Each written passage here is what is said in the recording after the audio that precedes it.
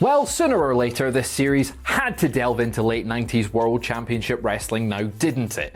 Picking which awful WCW pay-per-view from that period to start with is like flying down the stairs on Christmas morning, scouring the pile of gifts that Santa left under the tree, and figuring out which one to open first. Now, if you're like me, the first thing you look for is the box that doesn't contain clothes. Now, appropriately, this entry into the series is certainly not clothing related, for it is so nakedly awful, so visually and creatively threadbare, that it could be blamed for killing off WCW's most popular gimmick match for a very long time. Fans hoping to enjoy WarGames were instead besieged with war crimes. Yes, this is the rare pay-per-view that wipes its ass with the Geneva Convention. The 1998 WCW Fall Brawl is one of the worst shows ever.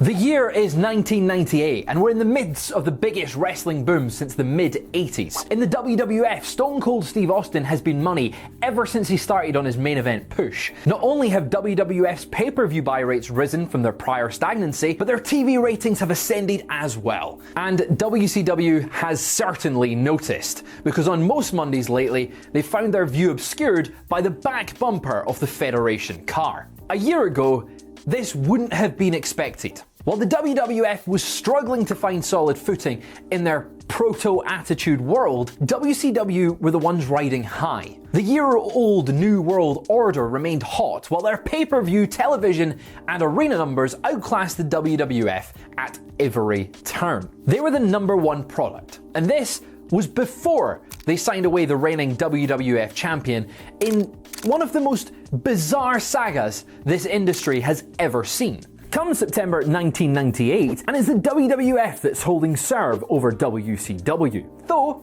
not exactly to a commanding degree. Some weeks, WCW does win in the TV rating, so it's not like one side is thoroughly dominating the other. But the WWF has, for the most part, regained the lead.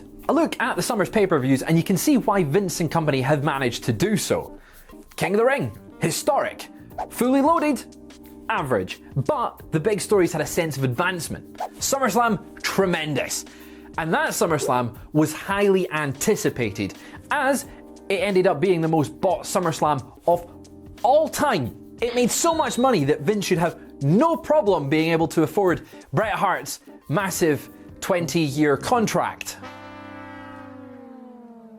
As for WCW, their pay-per-views were also lucrative, but nowhere near as creatively satisfying. Great American Bash? Middling at best. Bash at the Beach? It did huge numbers, but was as lethargic as Dennis Rodman was. Road Wild? Hey, if I wanted to watch Jay Leno launch a pathetic assault, I could watch him undermine Conan O'Brien, and it wouldn't cost me a thing. But for as atrocious as Road Wild was, the real creme de la crap emerged 5 weeks later, in the form of Fall Brawl. Dating back to 1993, Fall Brawl had been an annual home to WarGames, the two-ringed orgy of steel cage mayhem that sells scores and alters lives.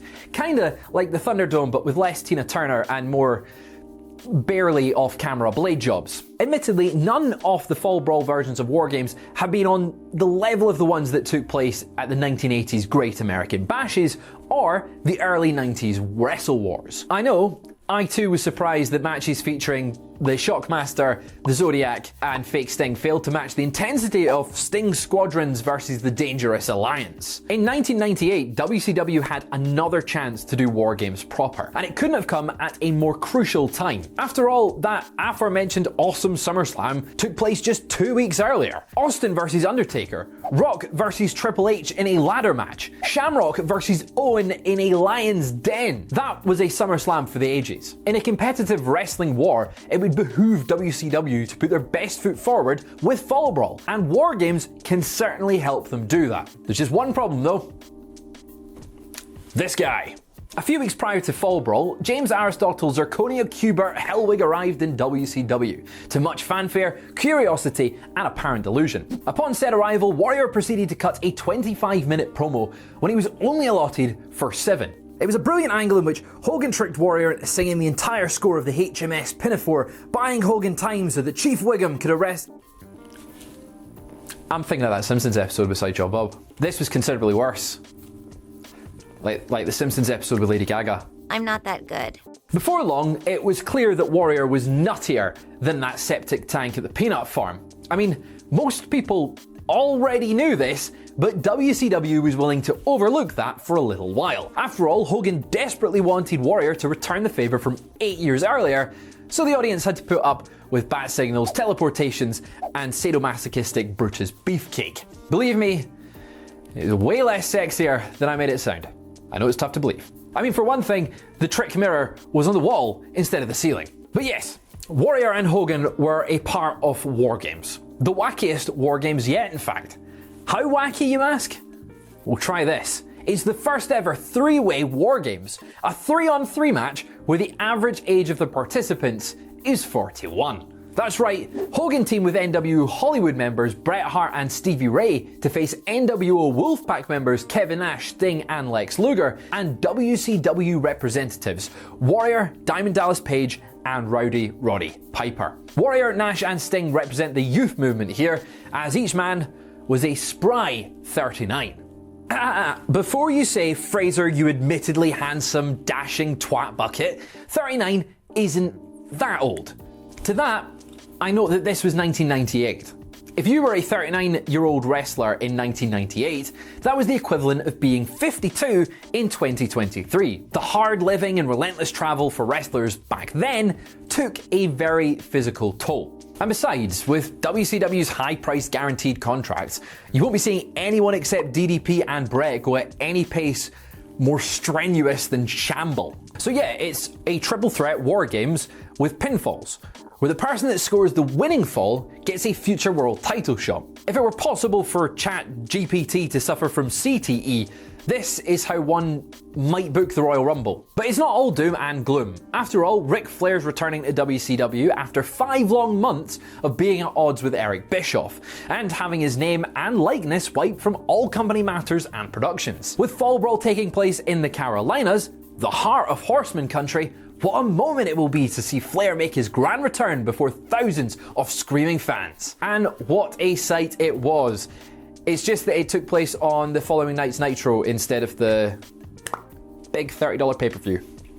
Hey, this was the same company that put Goldberg's big world title win on free TV instead of on pay-per-view. Yearning to beat Vince in the weekly Nielsen's makes a guy piss away a lot of potential money. Think Socrates might have said something like that.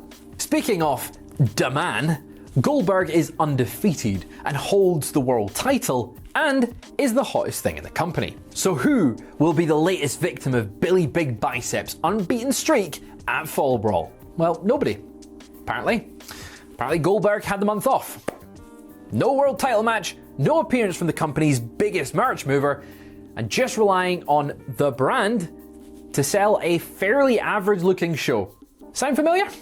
So, what did the undercard look like? Well, there was a singles match between NWO rivals pitting the Wolfpac's Konnan against Hollywood's Scott Hall. Alright. Also, Rick Steiner would take on Scott Steiner months after Big Papa Pump turned on his brother. So okay, reasonable. Then there's Horseman hopeful Dean Malenko facing off with Curt Hennig, the man who double-crossed the Horseman the previous year. Then you have former Flock member Perry Saturn battling Raven in a match where if Saturn wins, the entire flock is liberated. So there's some good stakes there. So far, not atrocious, wouldn't you agree? Then there's a Cruiserweight title match, pitting Juventud Guerrera against the talented but under-pushed Silver King. That's kinda like booking Gunther against Drew Gulak in 2023. Should be a fun match, but don't expect a title change. In tag action, there's Jim Neidhart and Davey Boy Smith against Alex Wright and Disco Inferno. Also, Ernest the Cat Miller will face Norman Smiley. Apparently, they're taping Thunder in conjunction with the pay-per-view. And, that's about it. That's the entire pay-per-view. All the eggs are clearly in the WarGames basket. So as long as that, isn't pants-staining embarrassment, the night should be fairly decent. It shouldn't be a total loss. The Lawrence Joel Veterans Memorial Coliseum in Winston-Salem, North Carolina, hosted a healthy 11,500 fans for Fall Brawl. The following year's event in the same building only had 7,500 in attendance. Why, you ask? Well, you'll see in a moment. We begin with Neidhart and Bulldog against Wright and Inferno, and it's a total mess. The Dancing Fools are both obviously heels, but the former Hart Foundation members aren't exactly established as baby faces, so there's no reason to invest in this match. You know, the one that's supposed to get the party started. Plus, the adjacent Harts are just not good at this point. Both men are obviously in decline, and that leads to kind of few clunky spots. Then there was the clunky spot. At one juncture, Wright backdropped Smith into a rather innocuous looking spot. What nobody realised at this moment was that British Bulldog had just severely jacked up his back because he didn't land on the canvas in the traditional sense. What he landed on was a steel trapdoor embedded into the mat for Warrior to make his clever little teleportation entrance on later. The resulting injury led to Smith developing a staph infection that hospitalised him for 6 months. He almost wound up paralysed as a result. Oh, and WCW fired him while he was laid up in the hospital bed because he was unable to perform, which is real classy of them. Despite being in serious pain, Smith managed to finish the match, putting Disco away with his power slam, though he clearly struggled to lift Disco due to the state he was in, and the slam was very, very rough looking. It wasn't a good match before Smith's injury, and it was even worse after. So it's safe to say we're off to an abysmal start with Fall Brawl, with little hope that... Was that? We're getting a world title match.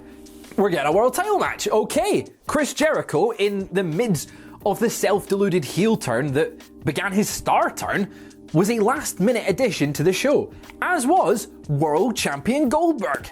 They were suddenly put together in a title for title match. At this point, Jericho was TV champ. But the whole thing was a designed sham. Jericho mocked Goldberg's long entrance walk, even getting lost like Spinal Tap did in Cleveland before finally hitting the ring. Then, out came Goldberg.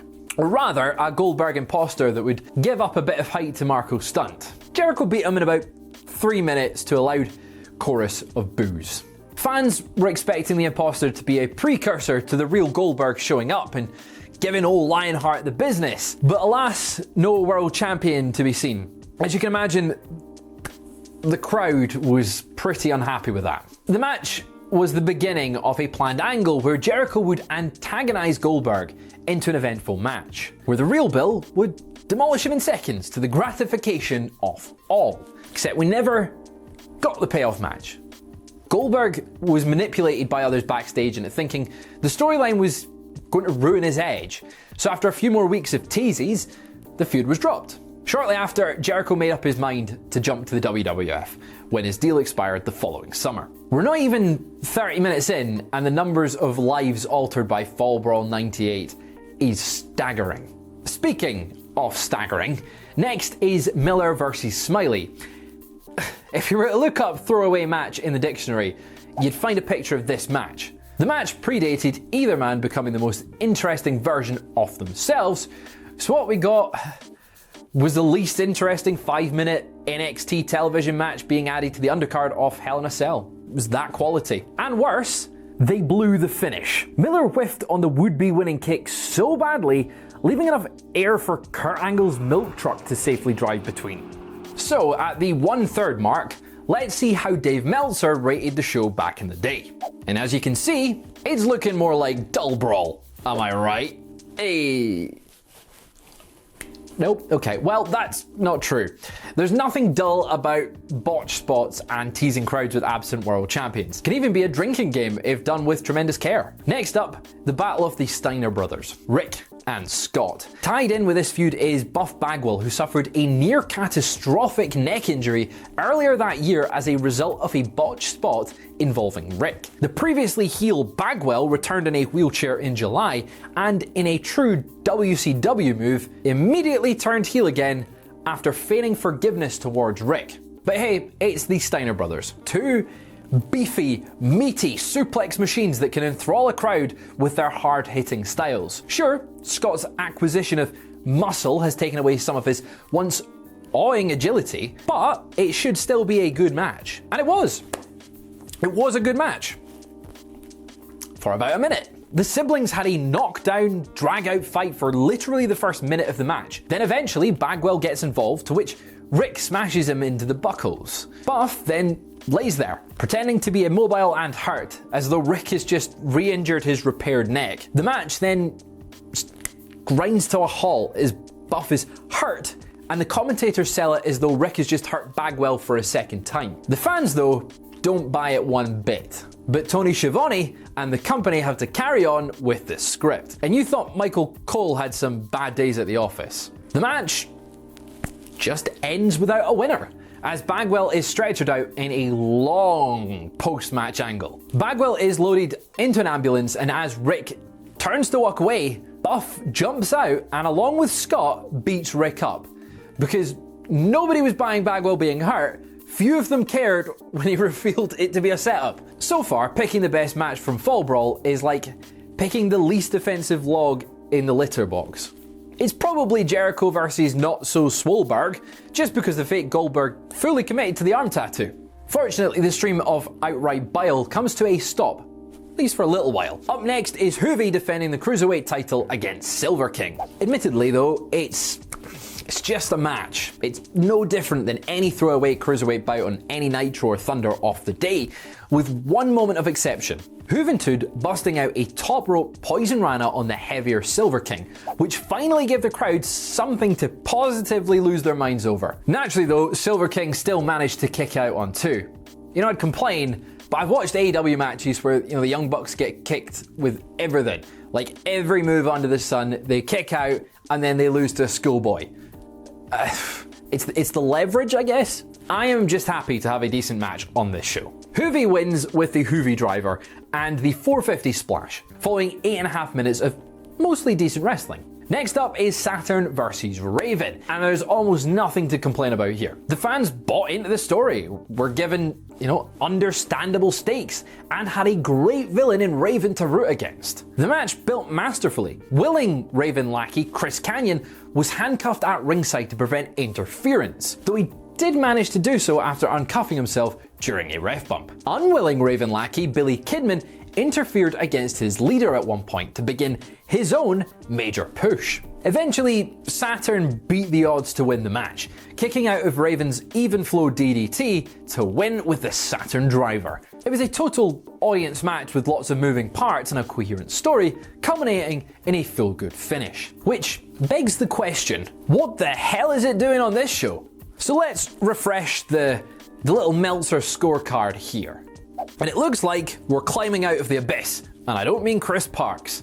There is light at the end of the tunnel. That's when you hear the sound of the train whistle. The moment of sweet release doesn't really hit us in the next match, pitting Malenko against Hennig. It's basically 7 minutes of angle advancement as Malenko worked over Hennig's knee before Rick Rude ran in for the DQ, which led to a non-carrying Arn Anderson trying to make the save but getting laid out. All of it was a trail of breadcrumbs leading to Flair's grand return the next night, and that's fine.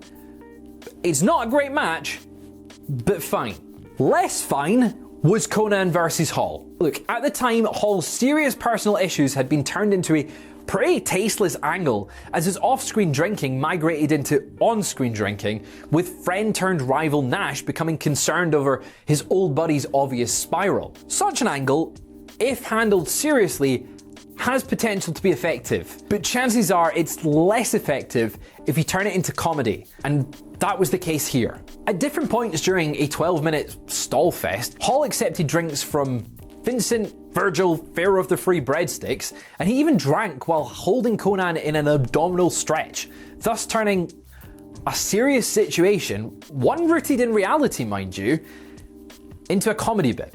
The match actually resulted in an upset win for Konnan, who kicked one drink into Hall's face and quickly submitted his larger foe with his tequila sunrise hold. This was at a time where stars of Hall's caliber rarely submitted, especially to wrestlers like Konnan that weren't pushed as hard. And it might have meant something had it not been preceded by a bad house show match laced with thoughtless comedy. And that brings us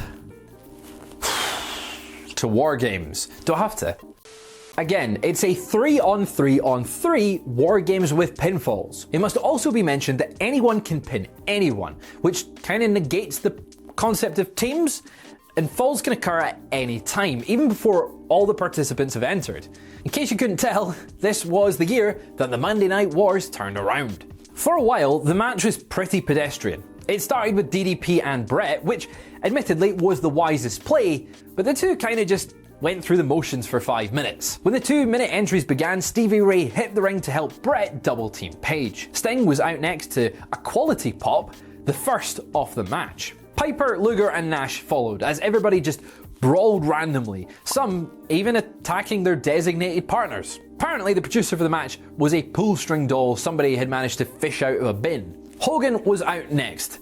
Entering way too early for reasons unclear, he and Stevie Ray proceeded to take everyone else out with a slapjack. Then they stand around and stall for a while, as 6 lifeless wrestlers just lie in their midst. Yep, just standing around, just thinking about stuff, but not wrestling. Then smoke filled the ring, but instead of being the election of Elijah Burke as the new pope, the Warrior appears from the plume. It's actually Richard Renegade Wilson having entered through the trap door, but whatever. Let's just keep slogging through. Hogan pulls Warrior's duster off before smoke fills the ring again. When the smoke clears, Hogan's left just holding the duster and Warrior is nowhere to be seen. That's when the real Warrior hit the ring and began fighting Hogan. Let me just remind everyone, the other 6 wrestlers are still lying motionless, like they're practicing for future CAT scans. So yeah, Warrior gives the rudimentary beating to Hogan, who escapes with the aid of Biker Beefcake. Warrior then beats up Stevie Ray, while Beefcake padlocks the door to keep Warrior from coming after Hogan. Then, after a long period of Hogan and Beefcake slowly trying to leave ringside, Warrior climbs the inside of the cage, kicks at the steel partition to escape the cage, and stalks Hogan. Now, all of this might have been cool had Warrior 1. Not torn his biceps during the course of his brief appearance, 2. Twisted his ankle on the cage escape, and 3. Actually tried to pin one of the 7 unconscious wrestlers to earn a title shot instead of fixating on Orange Von Cockface at ringside. But no worries, as we actually got a finish moments later, as DDP, Bret, Stevie and Sting all magically awakened at the same time, and a quick miscue led to DDP pinning Stevie with the diamond cutter. The entire fiasco was 20 minutes long. So one last time, let's pull up Dave's ratings. And boy did I pick a hell of a show from WCW's Freefall to start with. A historically horrid, laughably booked main event followed an 8-match undercard with 1 worthwhile bout and 5 truly bad matches. Readers of the Wrestling Observer newsletter voted Fall Brawl 1998 the worst major event of that year. As of this recording, users of the Cage Match database rate the show a 3.57 out of 10, with 3 matches, including WarGames, being scored as less than a 2 out of 10. Sadly, this was textbook WCW of the time. An undercard with bouts thrown together for no reason, a couple of decent to good matches that won't mean anything due to the glass ceiling, and a main event tier that is effectively a good advert for why you should be watching WWF. Fall Brawl 1998 would have been horrible enough without WarGames. And to whoever booked that WarGames match, let's just say it's a good thing the wellness policy wasn't around.